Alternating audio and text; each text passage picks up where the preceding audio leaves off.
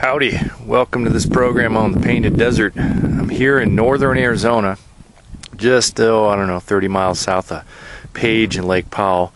Thought I'd stop and show you some of the scenery here.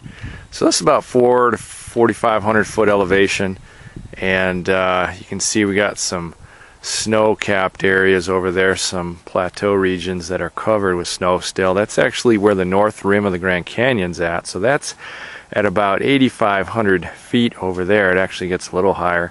You can see it's ensconced in clouds there. And below it, this area over here, let me zoom in a little bit, is the Colorado River down in that gorge right in there, snaking through that region. So this is where a lot of people put in for their river trips, up by Lee's Ferry.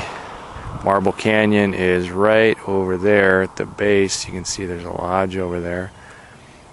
And that's where Paria Canyon's at, a beautiful slot canyon, about 40 miles long. You can go on backpack trips. And then those cliffs up there are called the Vermilion Cliffs. And to the east of those is Paria Canyon.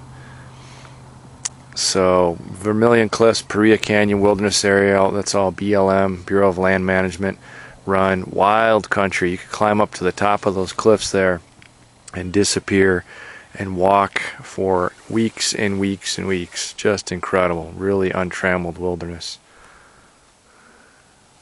And then of course we're cutting through the Navajo Reservation. Navajo Reservation butts up against this side of the Colorado River on the eastern edge of the Colorado River. And on the other side of that, the western side that I just showed you, is federal land, so Grand Canyon, Vermilion Cliffs, BLM, that kind of thing.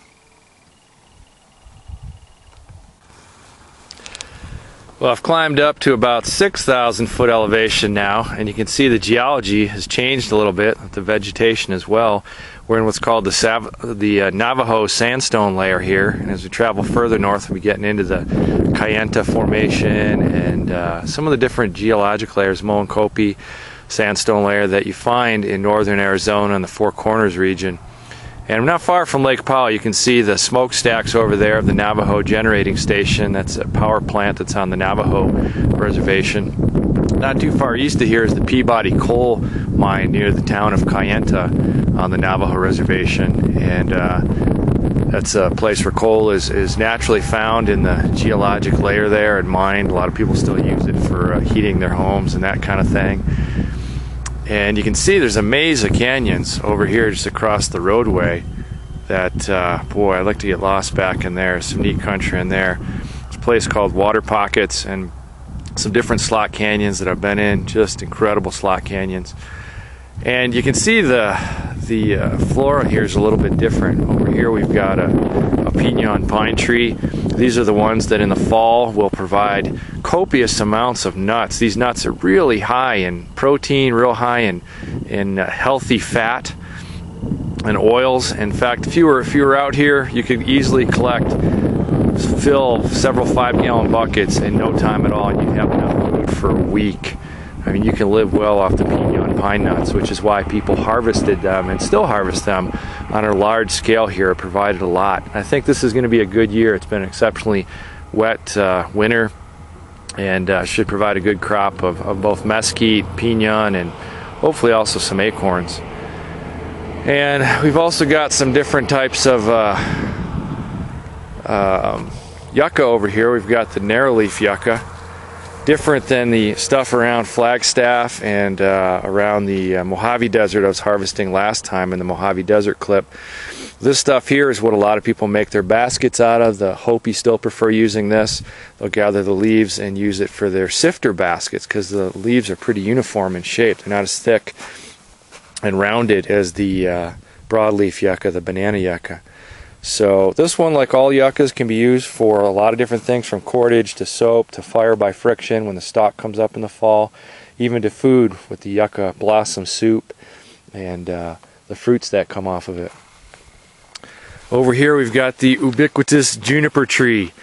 And it's kind of a general rule throughout the world that when you're in the desert regions around the globe and you're in that 4,000 to 6,000 foot elevation zone, you're generally going to be in what's called the PJ, the Pinon Juniper Belt. And that's what we've got here. And these junipers, these berries here, you can see they've got the kind of a whitish look to them. That's actually a yeast. And the pioneers out here and natives used to take these berries, throw them in with their flour mix and make kind of a sourdough starter. We usually throw in about 6 or 8, let it sit for a couple days in the warm sun, and you'll get that sourdough starter. Because if you scrape back the bark on these, or scrape back that white layer on there, you'll see that the berries are actually a purplish color. So this is nature's yeast right here. And you can get that yeast off aspen trees as well. If you put your knife at a right angle and scrape upward a few inches, you'll scrape off about a tablespoon of natural yeast off an aspen tree.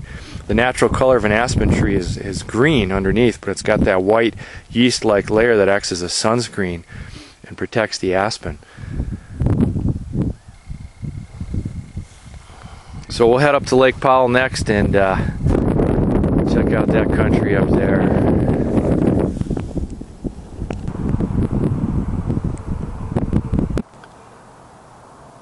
Hey, thanks for watching this video.